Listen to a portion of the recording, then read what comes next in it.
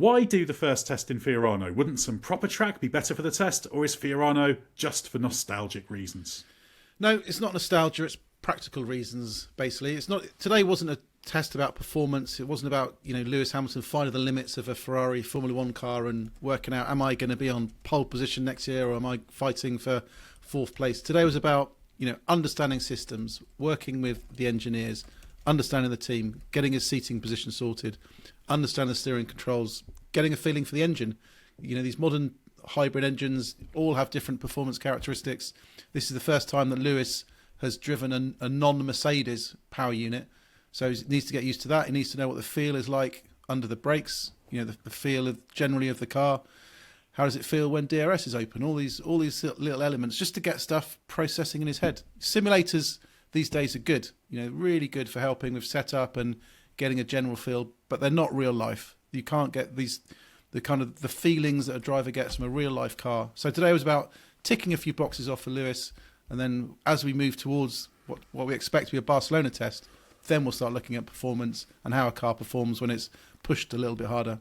And linked to that is the fact that at Fiorano you can rack up a reasonable number of laps, like you did 30 laps, but you don't actually eat too much into your mileage limitation that you've got in the testing of previous cars rules for this year, which ironically Ferrari played a big part in imposing for 2025 because they were one of the most vocal opponents of Red Bull testing Max Verstappen at Imola last year, and effectively as a direct or indirect result of that, however you want to look at it, tighter restrictions on what we know as and what we'll call as TPC rules meant that there are now, I think, 4 days and 1,000 kilometres for your race drivers in 2025.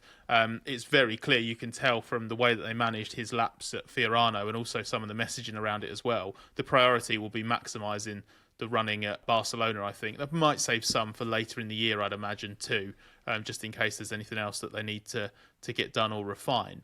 But by doing it this way, it basically means that Lewis can kind of do a reasonable number of laps to get up to speed, not learning Fiorano as well. It's not the longest track in the world, but it's something for him to get used to. And if he's just going to start feeling things more, just the more times you go around, the better. So it just ticks a few boxes in practicality terms on that side, not just in terms of what he needed to work through in terms of the acclimatisation.